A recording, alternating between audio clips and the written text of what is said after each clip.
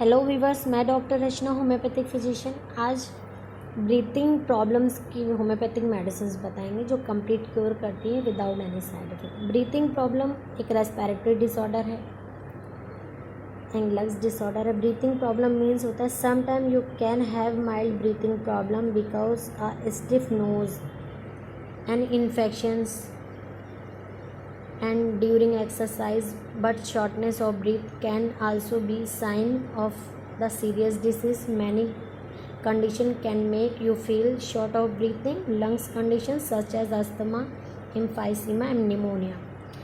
अगर आपको कभी कदार अगर ये कंडीशंस हो रही है तो नोज़ ब्लॉकिंग की वजह से या साइनोसाइटिस रेनाइटिस कंप्लेंट्स की वजह से ये कंप्लेंट्स अपीयर हो जाती हैं, ऐसा ये एक्सरसाइज की वजह से। बट अगर आपको बार बार ये कंडीशंस होती हैं, वो ब्रीथिंग में प्रॉब्लम हो रहा है, शॉर्टनेस ब्रीथिंग होता है और लॉन्ग टर्म से बना है, तो दैट मीन्स आप अस्थमा या एम्फाइसेमा, निमोनिया या COPD की कंप्लेंट से सफ़र कर सकते हैं।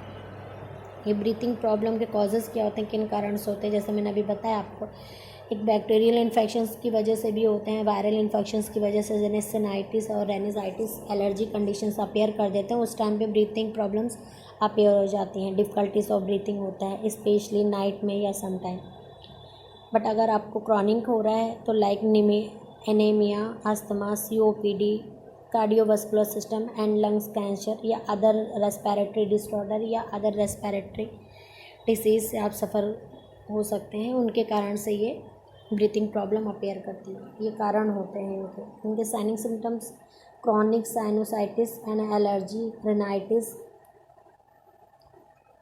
asthmatic, nasal congestions, running nose, itching, watery from eyes, chest congestions and coughing during phlegm and wheezing, troubling of breathing and slowing and breathing, सांस लेने में बहुत ज़्यादा पेन होना, दिक्कत होना, चेस्ट पेन होना और running nose, eyes redness from itching eyes, तो ये साइनिक सिम्टम होते हैं। Some time vomiting and nausea feeling, ऐसे भी सिम्टम कभी कभी पेशेंट्स को देखने को मिलते हैं। रेड फेस होता है, आंखों से पानी निकलता है और बर्निंग सेंसेशन होते हैं, ईचिंग होते हैं, रनिंग नोज़ होता है, कॉफ होता है, कोल्ड हो जाता है, माइल्ड हेडेक भी अपीयर हो जाते हैं।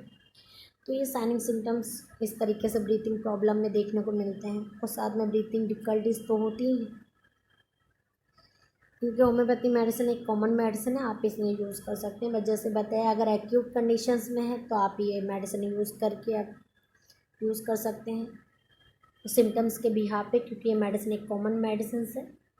एलर्जी ठीक है, साइनसाइटिस और ब्रीथिंग प्रॉब्लम को भी ट्रीट करती है, तो ये मेडिसिन यूज़ कर सकते हैं। बट अगर आपको अदर रेस्पिरेटरी डिसऑर्डर है, क्रॉनिक डिसऑर्डर है, तो आपको होम्योपैथी कंसल्ट करना चाहिए, जिससे कि आप कंप्लीट क्योर हो सके without any side effect. Like individualisation, case taking, constitutions के बिहाफ पे होम्योपैथिक ट्रीटमेंट्स दिए जाते हैं, जिससे कि आप कंप्लीट क्योर हो सकते हैं, स्पेशली क्रॉनिक कंडीशंस में। डाइट इंस्ट्रक्शंस बताएंगे। डाइट इंस्ट्रक्शंस में आपको पिकल्स अवॉइड करना है, excessive salt, excessive sweet and vitamin C related foods को अवॉइड करना है ड्यूरिंग ओनली ट्रीटमेंट। अगर आप क्योर हो जाए, एक्यूट कंडीशन है, ब्रीथिंग प्रॉब्लम शॉर्ट आउट हो जाए, तो फिर आप वापस से यूज़ कर सकते हैं, नो प्रॉब्लम। होम्योपैथी मेडिसिन है नेट्रेमो 6x 2 tablets 3 times a day for 8 week के लिए यूज़ कर सकते हैं, अगर ज़्यादा टाइम के लिए है। और एक्यूट कंडीशंस में है तो आपको 4 वीक यूज़ कर सकते हैं। 2 tablets 3 times a day, 2 tablets morning empty stomach chewing करना है before lunch and after food without water. ये बायोकॉमिक मेडिसिन है जो आपके जितने भी सिम्टम्स है, क्रॉनिक है, एक्यूट है, वो सबको कवर करती है। बट अगर ये मेडिसिन आपको 4 वीक यूज़ करने के बाद अगेन से ये कंडीशंस अपीयर होती है, ब्रीथिंग प्रॉब्लम की डिफ़िकल्टीज आती है, चेस्ट टाइटनेस फीलिंग होती है और इन हीलिंग में प्रॉब्लम आ रहा है, सांस लेने में बहुत ज़्यादा दिक्कत हो रही है, आप सो नहीं पा रहे हैं, तो आपको होम्योपैथी कंसल्ट करना चाहिए, जिससे कि आप कंप्लीट क्योर हो सकें। ब्रीथिंग प्रॉब्लम से रिलेटेड अगर कुछ क्वेश्चंस पूछना चाहते हैं तो कमेंट